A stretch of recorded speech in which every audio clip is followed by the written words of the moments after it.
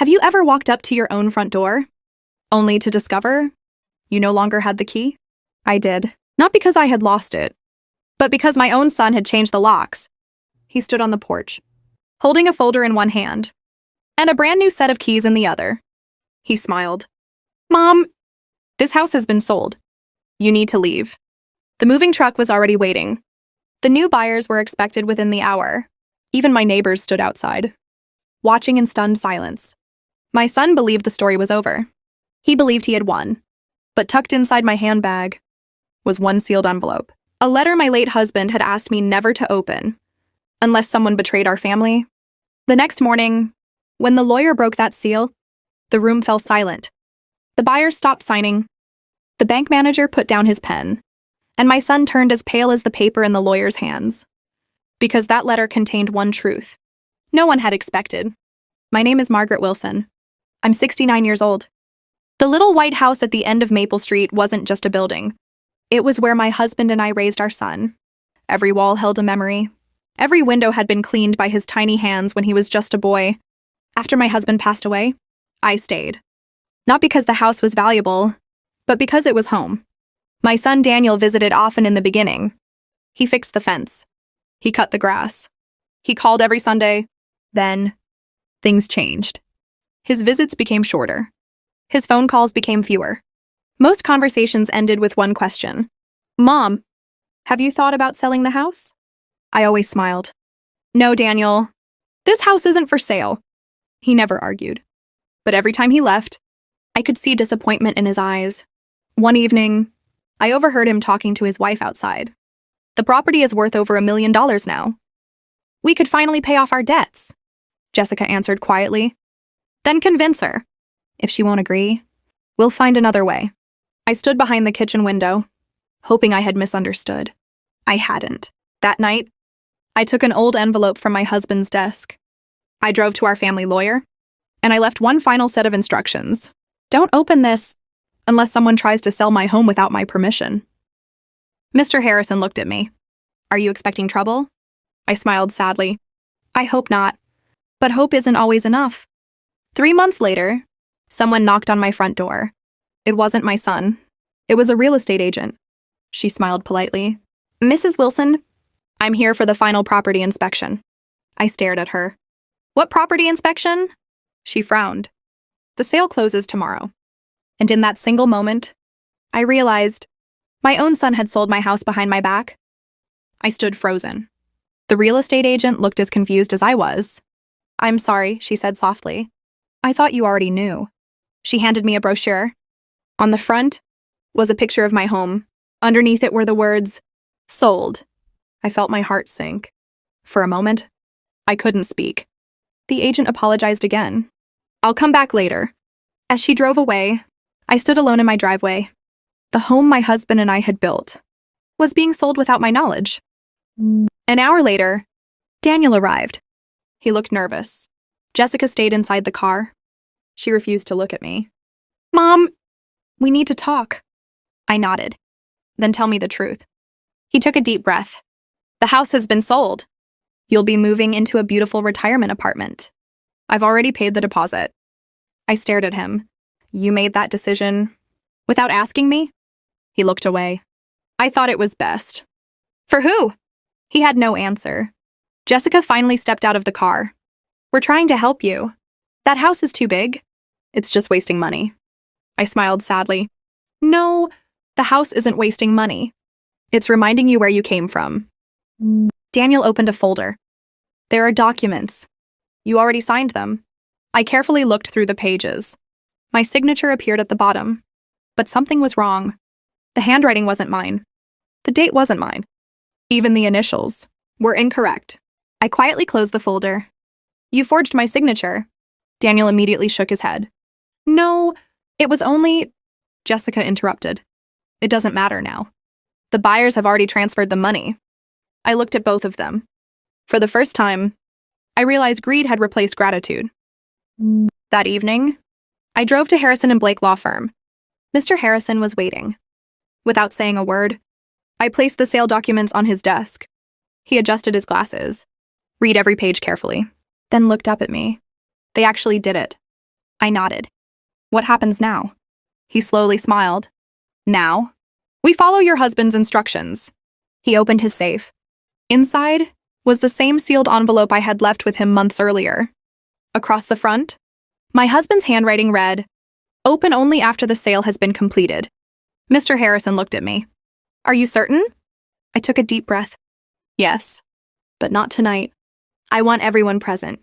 The buyers, the bank, the real estate agent, my son, and his wife. If the truth is coming out, it comes out in front of everyone. The next morning, the law office conference room was full. The buyers smiled. The bank manager prepared the transfer papers. The real estate agent placed the contract on the table. Daniel looked confident. Jessica whispered, "We're finally free." Then, Mr. Harrison entered, holding one small, brown envelope. The room fell. He looked at everyone and said, "Before anyone signs another document, there is one letter you all need to hear." The conference room fell completely silent. The buyers exchanged nervous glances.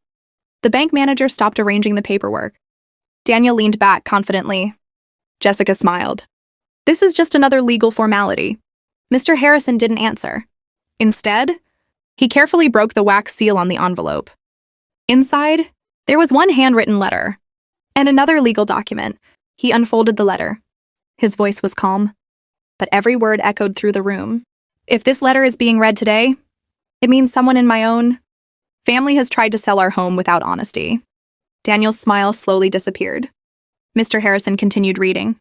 Margaret and I built this house together, but years ago, we placed it into the Wilson Family Heritage Trust. Jessica frowned. What does that mean? The lawyer looked up. It means the property does not legally belong to any individual. It belongs to the trust. The room became quiet again. Daniel asked, So, what's the problem? Mr. Harrison opened the second document. The only person authorized to approve the sale, and is the acting trustee. Daniel swallowed. And who is that? The lawyer looked directly at Margaret. Mrs. Margaret Wilson. The buyer slowly lowered his pen. So, she never approved the sale? No, the sale has no legal effect. Jessica stood up. That's impossible. We already received the payment. The bank manager cleared his throat. The funds are currently being held in escrow. No money has been released. Jessica's face turned pale. The real estate agent whispered, So the transaction is canceled? Mr. Harrison nodded. Immediately. He placed another document on the table. There's something else. Daniel looked confused. What now? The lawyer took a deep breath. Before his death, Mr. Wilson recorded a legal statement. He asked that it be read only if someone attempted to sell the family home dishonestly. Mr. Harrison pressed a small audio player. The room filled with the voice of Margaret's late husband. Daniel, if you're hearing my voice, you've made a terrible mistake. Margaret closed her eyes. Tears slowly rolled down her face. Son, a home isn't measured by its market value. It's measured by the sacrifices made inside it. Daniel's hands began shaking. The recording continued. If you chose money over your own family, then you have already lost far more than a house. No one moved. No one spoke. Even Jessica couldn't look up. The room was completely frozen, exactly as Margaret had expected. The recording ended. No one in the room spoke. Daniel stared at the table. His father's final words echoed in his mind. If you chose money over your family, you've already lost more than a house. A single tear rolled down his cheek. For the first time in years, he wasn't thinking about money. He wasn't thinking about the sale. He was thinking about the little boy who used to help his father paint the fence every summer. The boy who once promised, Mom, I'll always protect this house. Daniel slowly stood. His legs felt weak. He walked toward Margaret. His voice barely rose above a whisper. Mom, I'm so sorry. I wasn't trying to steal from you. I was trying to fix my own life. Margaret looked at him with gentle eyes. No, Daniel. You were trying to solve your problems by sacrificing someone else's. Daniel couldn't argue, because she was right. Jessica finally broke the silence. I'm sorry, too. I kept telling Daniel that this house was just money. I forgot. It was your entire life. Margaret nodded. I forgive both of you. But forgiveness Doesn't erase consequences. Mr. Harrison handed Daniel another document. The Wilson Family Heritage Trust has been updated. Daniel looked confused. What does that mean? The lawyer smiled. It means your mother has made a new decision. Margaret stepped forward. The house will never be sold. It will stay in the family trust forever. No one can borrow against it. No one can secretly sell it. And no one will ever use it as a way to chase money. Daniel slowly nodded. I understand. 6 months later, every Saturday morning, Daniel drove to his mother's house. Not because he had to, because he wanted to. He repaired the old porch, repainted the garden fence, planted flowers where his father once had. Sometimes, Margaret watched from the kitchen window. She smiled quietly, not because the house had been saved, but because her son had finally found his way back. One evening, as they sat together on the porch, Daniel asked, Mom, why didn't you punish me? Margaret looked toward the sunset. When you were 5 years old, you broke your father's favorite watch. You cried all night. Do you remember what he said? Daniel smiled through tears. He said, things can be replaced.